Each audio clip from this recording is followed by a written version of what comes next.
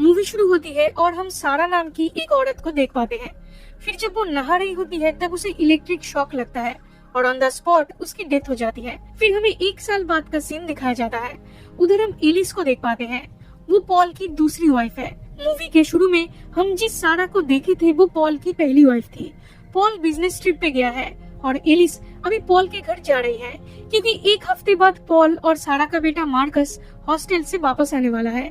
तो उसका take care करने के लिए एलिस उधर जा रही है, पर वो उधर पहुंच के देखती है मार्कस उधर पहले से ही मौजूद है। मार्कस कहता है उसके स्कूल में चिकन पॉक्स फैल गया है, इसलिए उसे जल्दी छुट्टी मिल गई है। मार्कस बस 12 साल का है, लेकिन वो बड़े लोगों जैसी बातें करता है जो एलिस को बहुत ही अजीब लगता है। फिर अगले दिन जब वो नहा रहा था तब पॉल उसे कॉल करता है। मार्कस के बाद जब एलिस पॉल से बात करती है तब वो उसे पीछे से टच करने लगता है। तब एलिस को ऑकवर्ड फील होता है, उसे बहुत गुस्सा आता है, लेकिन उसे बिना कुछ कहे ही वहाँ से चली जाती है। इस तरह से कुछ दिन गुजर जाते हैं, पर मार्कस का बिहेवियर और भी ज्यादा अजीब होने लगता है। जब भी उसे चांस मिलता है वो एलिस पे लाइन मारता है और उसे छुप कर देखता है। इसके कुछ दिनों बाद पॉल बिजनेस ट्रिप से वापस आता है, पर उसके सामने मार्कस एलिस के साथ एकदम नॉर्मल बिहेव करता है। एक दिन मार्कस एलिस से पूछ के उसके डैड के कुछ पैसे लेता है। फिर जब एलिस चेक करने जाती है तब उधर एक भी पैसे नहीं थे। वो समझ जाती है मार्कस ने सारे पैसे ले लिए हैं।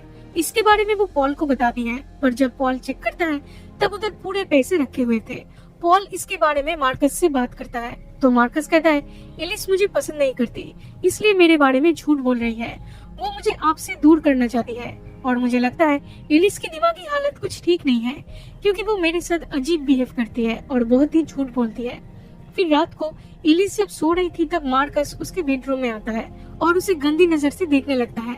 अगले दिन मार्कस के बारे में पता करने एलिस उसके स्कूल जाती है तो प्रिंसिपल कहते हैं मार्कस को कोई छुट्टी नहीं मिली है, उसे तो स्कूल से निकाल दिया गया है, क्योंकि मार्कस स्कूल के आसपास के घरों में ताकाझाकी करता था और लोगों को इंटीमेट होते हुए देखता था।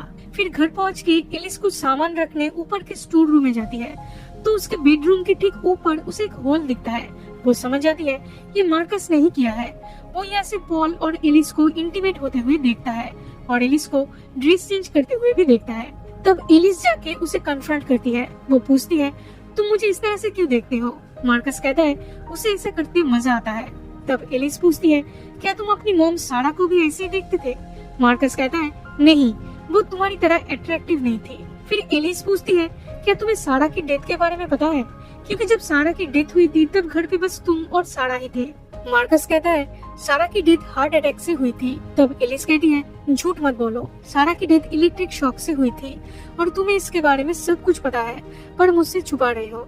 तब मार्कस कहता है मैं तुम्हें सच क्यों बताऊं, इसमें मेरा फायदा क्या है? एलिस समझ जाती है मार्कस उससे क्या चाहता है, इसलिए अपने सवालों का जवाब पाने के लिए एलिस उसके सामने अपने सारे कपड़े उतार देती है। तब मार्कस कहता है सारा के हार्ट में कुछ प्रॉब्लम था जिसके बारे में वो पॉल को भी नहीं बताई थी। एलिस पूछती है तो तुम्हें इसके बारे में कैसे पता चला? मार्कस कहता है मुझे सारा के डॉक्टर का लेटर मिला था, उसमें ये सब लिखा था। एलिस समझ जाती है कि मार्कस फिर से झूठ बोल रहा है।